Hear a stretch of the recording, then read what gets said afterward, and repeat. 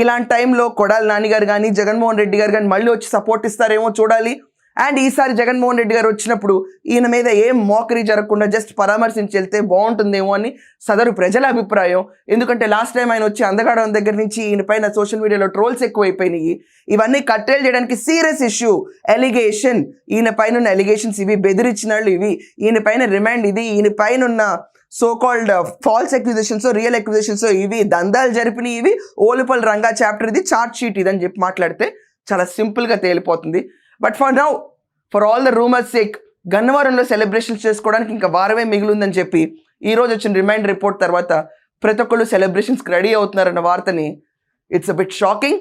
And ఆయన కింద బాధితులుగా ఉన్న వాళ్ళందరికీ ఇది ఒక రకమైన సొలాస్గా కూడా చూడొచ్చు. బికాస్ ప్రతి ఒక్కళ్ళు వాళ్ళ కష్టాన్ని ఎలాగోలా నెవరు వేసుకుందాం అనుకుంటారు, సొల్యూషన్ రావాలనుకుంటారు. కానీ ఈయన చేత బాధింపబడ్డ వాళ్ళందరూ ఇర్రిలెవెంట్ ఆఫ్ దర్ కేసెస్, మాకు సంబంధం లేని కేసులో అయినా వంశీ విషయం ఏమైందని చెప్పి క్యూరియాసిటీ మాత్రం రాష్ట్రం అంతటా ఎదురు చూస్తూ ఉంది.